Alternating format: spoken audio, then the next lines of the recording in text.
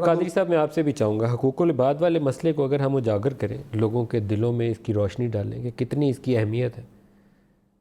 کیا یہ مؤثر طریقے سے آواز ان کے دلوں میں نہیں جائے گی؟ دیکھیں، حقوق العباد کو بہت سارے معاملات میں جب آپ اصلاح معاشرہ کی بات کرتے ہیں تو حقوق العباد کی اہمیت کہیں زیادہ ہے۔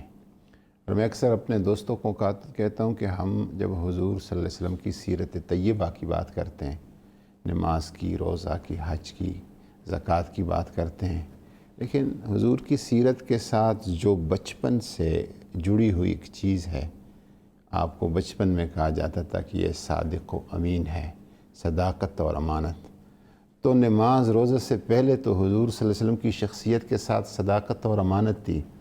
تو ہم اپنے بچوں کو نماز روزہ دکھائیں، بتائیں، سمجھائیں، لیکن ساتھ صداقت اور امانت کی بھی ان کو بات کریں کہ ہمارے نبی سر اس اکرم کے صلی لیے اللہ علیہ وسلم ضروری ہے کہ ہم خود سچ بولیں، خود صادق بنیں اور خود امین وہ بنیں، ماحول تو چاہیے۔ پھر ہمارے بچے جو ہے اسی چیز کو فالو کریں۔ اور دوسری بات ملک صاحب یہ کہ خاص کر جو آپ کی بات سے میں اتفاق کرتا ہوں کہ شاید آپ کی زبان میں یا کہنے میں وہ اثر نہ ہو جو محراب اور منبر سے ہو،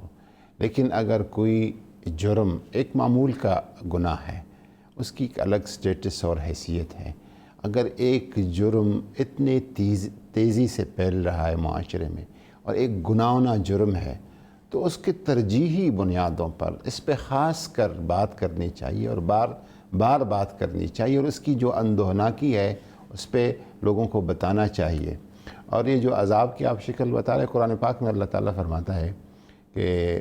وَمَنْ أَعْرَضَ عَنْ ذِكْرِي فَإِنَّ لَهُ مَعِيشَةً ضَنْكًا، جو میرے حکم سے پھر جاتا ہے تو میں اس کی زندگی کو تنگ کر دیتا ہوں، مشکل بنا دیتا ہوں۔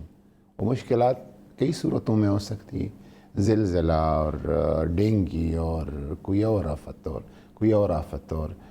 معاشی اور معاشرتی تنگی جو ہمارے ملک پہ بدقسمتی سے مسلط ہے، یہ ساری چیزیں ہیں۔